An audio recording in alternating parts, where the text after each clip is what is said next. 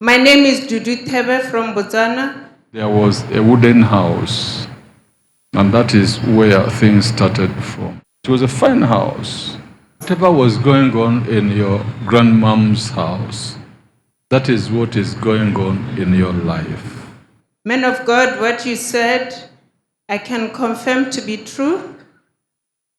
When I was young, I lived with my grandmother, and that's where I can recall of the wooden house. My mother was living in the city with my father, or the person that I thought was my father until lately.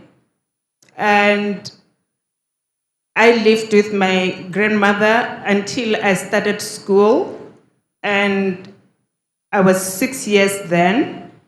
And when I started school, my mom and my dad came back to the village where my grandmother was, and then they took me in because my father had now adopted me as his child. But my father's parents were not happy with my dad's marriage to my mother, because where my mother comes from, at my grandmother's house, everyone has children outside wedlock.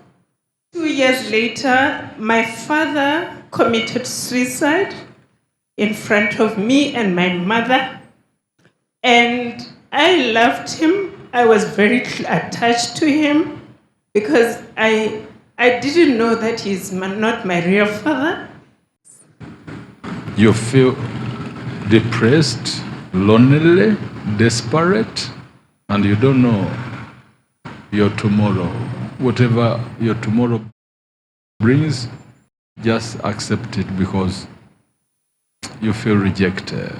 Man of God, that is confirmed to be true. Ever since then, I've also loved men. I felt so rejected. Have the love of Jesus. A special prayer of deliverance for Sister Judith from Be Botswana. free in Jesus' holy name.